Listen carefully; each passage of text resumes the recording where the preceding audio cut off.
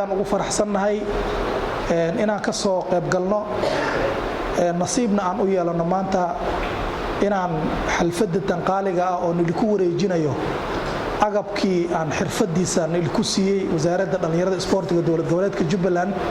inaan maanta idinku wareejino inaan ka soo qayb galno aad ugu faraxsannahay barnaamijkan xirfadsiinta ah oo ku saabsan solarka waxaan bilownay tababarka bishii labaad sanadkan 3 bilood oo xiriir ah ayaad qaadateen xirfadaha ku saabsan solarka sidii loo xiro iyo wax walba oo farsamo ah oo la xiriira 3 bilood kadib oo xirfad idinku filan aad qaadateen waxaan ila guddoonsiiyey shahaadooyin cadaynaya inaad ka qalin jabiseen xirfadda ayadana aad haystaan taasoo idin fududeyn karta xirfad walba oo la xiriirto arrimaha la xiriira solarka inaad ku shaqo tagi kartaan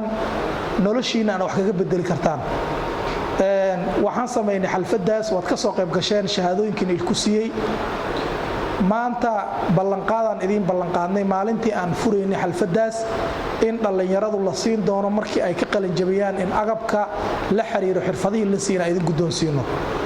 waxaan ilaahay subxaanahu wa tacaala aad uga mahad celinayaa inuuna ballantii ilaahay nagu ceebaynin maantana qalabkiinii boqolkii dhalinyarada oo dhammaystirna idin keenay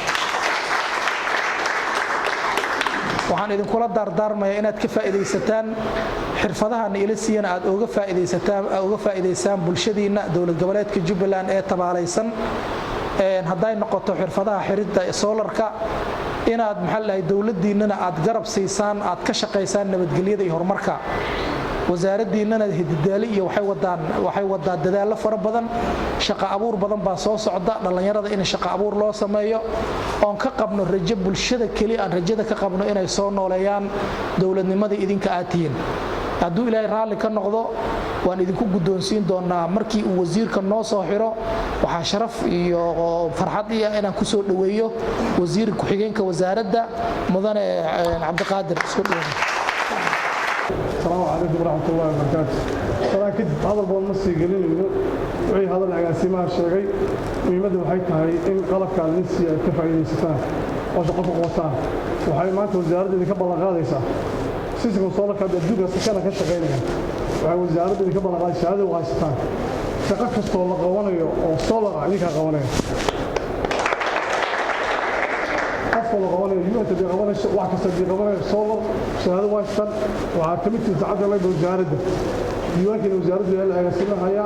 شهادة وايستان مالك كستو برنامج كان لغو فلينيو قفك وقال لغو كيري كرمانها لكن لو توبري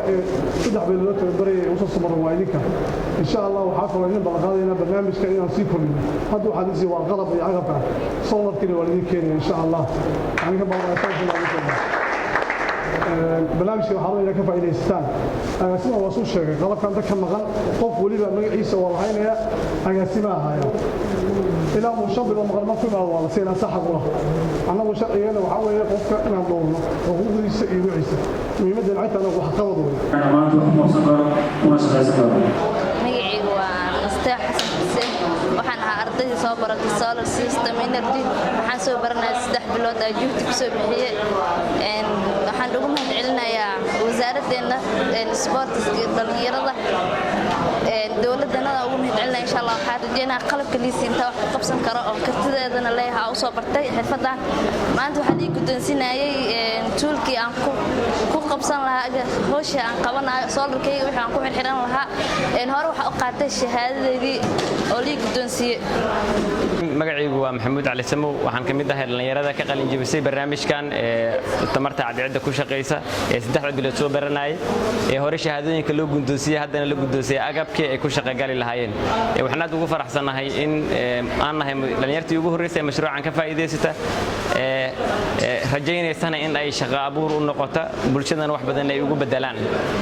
waxa kale aad ugu faraxsanahay in aan nahay qaybtii ugu horeysay Jubbaland mashruucan ka faa'iideysatay aan rajaynaynin dhalinyaro badan oo fursadaan u baahan iyo inay bartaan xirfadaan ugu faa'iideyn doona haduu alla idmo way jiraan caqabado badan oo dhalinyarta hol yaala oo ay ka mid tahay in shaqo abuur loo sameeyo oo yani waxaan qalabkan hadda la siinay meel ay ugu shaqeystaan ay u baahan yihiin marka waa in ay helaan maadaama aan hadda geeyiga aan joogna ama Jubbaland guud ahaan laga isticmaalin tamarta cadceedda ku shaqeysto solarka badan aan laga isticmaalin waxaan u baahannahay marka in dhallinyartii shaqo abuur loo sameeyo si ayagana ay ugu faa'iidaystaan shaqo abuur ugu noqoto kuwa kalena ay tababarku siisayaan xirfadan ugu faa'iidaystaan kaliya macna ma keenaysan la siiyo agabkii ayadoo aysan haysanin waxay ugu shaqeeyaan